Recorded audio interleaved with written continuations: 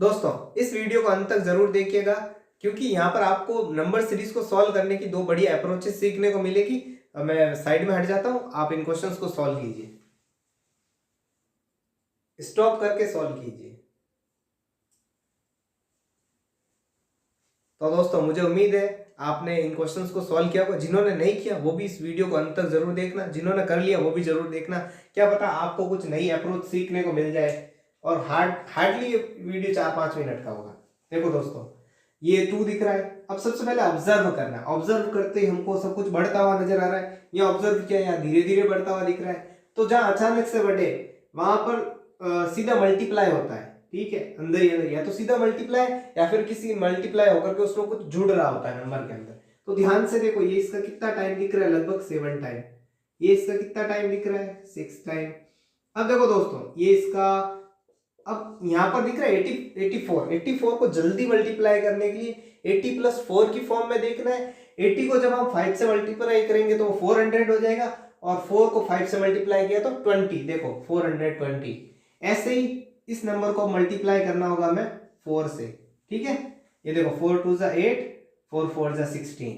अब इसकी बारी है, ये 7 6, तो यहाँ होगा 3। ठीक है, अगर यहाँ 3 है तो यहाँ क्या होना चाहिए, 2।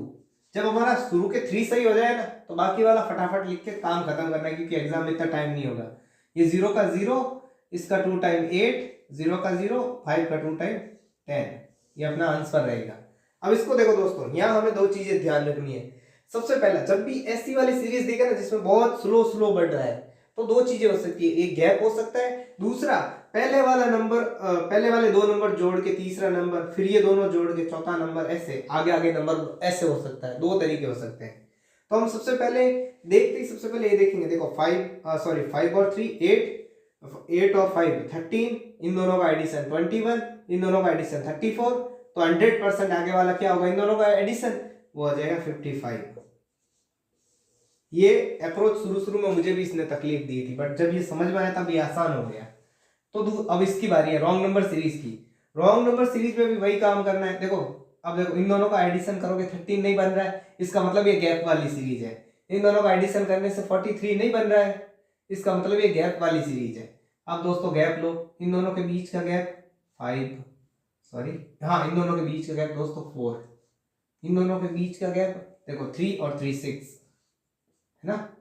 अब इसी तरह से इन दोनों के बीच का गैप 7 और 3, 7 और 3 10।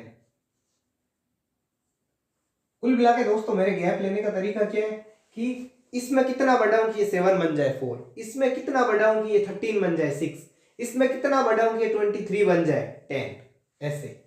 अब बारी है इस नंबर की। अब इसमें इतना क्या बढ़ाऊं कि 31 बन जाए, 7 और 1 8।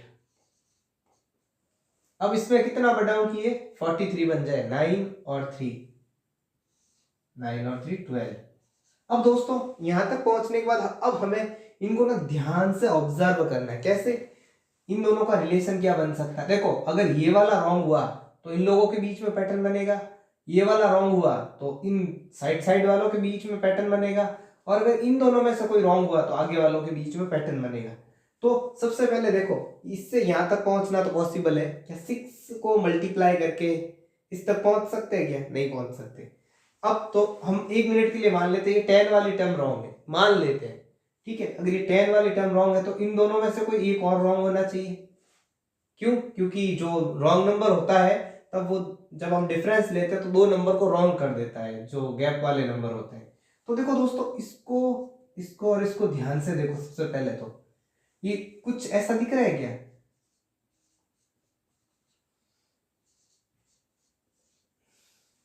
है ना। 2 3 6, अगर यहाँ 5 हो जाए, यहाँ 4 हो जाए, तो अपना काम कितना आसान हो जाएगा, है ना।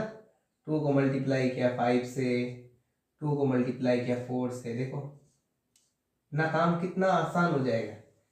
देखो, अगर मैं इन दोनों के अब जब ये दोनों दिख रहे हैं, ये दोनों अलग ही दिख रहे हैं, तो इन दोनों के बीच में कौन आ रहा है, दोनों के बीच में आ रहा है 23। देखो, ये मैंने ऐसे लिया बीच में 23, ये दोनों रॉन्ग दिखा रहे हैं ना, तो इन दोनों के बीच में कौन है 23। तो अपना आंसर क्या हो गया 23। अब दोस्तों यहाँ देखो, यहाँ तुम्हें फटाफट फटाफट बढ़ता हुआ नजर आ रहा है, तो एक काम करो, ये इसके लगभग कितने के पास में दिख रहा है, डबल के पास में। ये इसके लगभग कितने के पास में दिख रहा है, 3 गुने के पास में। ये 10 इसके लगभग कितने के पास में दिख रहा है, 2 गुने के पास में। तो यहाँ नजर आ रहा है +1 किया होगा, यहाँ भी दिख रहा है +1 किया होगा, यहाँ भी दिख रहा है +1 किया होगा, यानी कि अपनी सीरीज क्या निकल के आई, डबल +1, 3 +1 ऐसे। तो वैसे ही देखो, अब इसका डबल +1, 21 का डबल, सॉरी ये डबल था तो ये 3 टाइम होगा ना दोस्त, सॉरी इसका 3 टाइम 63 और 1 64। अब इसका डबल, ठीक है। अब देखो यहाँ पर 64 का डबल करने के लिए 60 + 4 फिर उसका डबल कर लो। 60 का डबल अपना कितना होता है 120, और 4 का डबल 8, उसमें 1 ऐड किया तो वो बन गया 9, 120 + 9 129। अब इसको देखो, अब ये 3 टाइम होना चाहिए और +1 होना चाहिए। शुरू के 3 में अप्लाई होते हैं, आगे वालों में फटाफट बगैर देके लगा देना, क्योंकि एग्जाम में इतना टाइम नहीं होता है। अब देखो दोस्तों, अब इससे इस तक पहुंचते हैं, तो इसको ना, इस नंबर को 129 को 129 ना दे करके 129 की जगह 130 देख सकते हैं ना, 130 मान लो माइंड के अंदर। अब 130 का 3 गुना, आसान हो गया ना। और अगर आप इस तरह की मातापच्ची नहीं करना चाहते तो एक और तरीका होता है, वो होता है लास्ट डिजिट। लास्ट डिजिट देखो कितना है, 9, 9 का 3 टाइम कितना होता है 27, 27 में 1 ऐड किया तो पीछे आना चाहिए 8, बट यहाँ कितना आ रहा है 6। अब दोस्तों आगे चेक करते हैं, ये जो 8 दिख रहा है ना, शायद आपको ना दिखे तो मैं आपको यहाँ थोड़ा ऊपर लिख लेता हूँ। ये 9 है, 9 का 3 टाइम 27, 27 का 7 पकड़ना है, उसमें 1 ऐड किया तो यहाँ होना चाहिए 8। अब 8 का कितने टाइम करना है, 2 टाइम +1, इसका 2 टाइम 16 + 1 7, 17 आएगा तो उसका 7 आ जाएगा। इसका मतलब रॉन्ग टर्म कौन सी हो गई, 356। अगर आपको थोड़ा सा भी वीडियो समझ में आया हो और अच्छा लगा तो please do like and share और सब्सक्राइब।